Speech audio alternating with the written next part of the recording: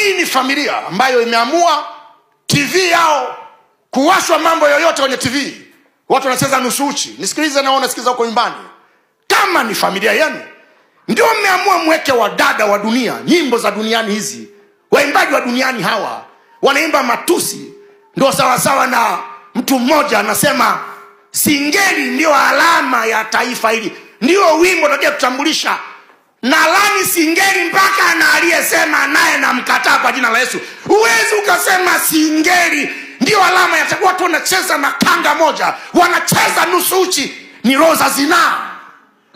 Roza zinaa kwenye taifa, roza zinaa mbaya.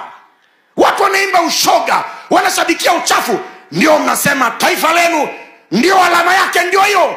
Mmetafuta mafuriko, mmetafuta mavolkano, mmetafuta vita, mmechoka na maji, na msitusumbue kuombea nchi, huku bovu mnauruhusu.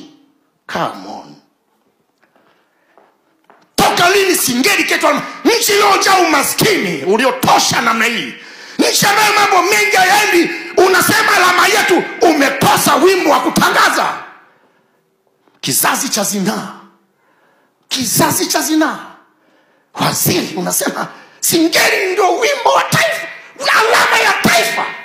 Mmeshachoka, alafu mnasumbua tombenchi, mtaiombea wenyewe. Kuna siku yakitokea mabaya tutayaacha, kwa sababu alama yetu ya taifa moja wapo, ili taifa kulijua, ni kucheza uchi. Naendelea, niko kwenye zamu yangu, niko hapa mbele za Mungu, niko hapa mbele za Mungu, niko hapa mbele za Mungu. Hamtakuja kupona, mtaingia pabaya mno. Na singeli na ilani, singeli na ilani, na ilani mpaka vichaa wenyewe waanze kukikataa. Kwenye mabasi ikataliwe, kwenye maduka ikataliwe, njia pande ikataliwe, vichaa nao waikatae, na hata wale waliologwa nao waikatae singeli.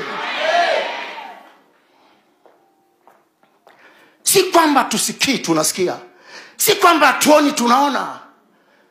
Wewe ukasema wadada wenye kanda moja wanaimba, unamwajua maji, nguo imeingia ndani, unasema ndio itakayotutambulisha taifa letu, wimbo utakayotutambulisha. Kana watu wa ajabu, tutachoka tu, tutachoka. Na kama hii ni familia ambayo imeamua TV yao kuwashwa mambo yoyote kwenye TV, watu wanacheza nusu uchi, nisikilize na unasikiza huko nyumbani,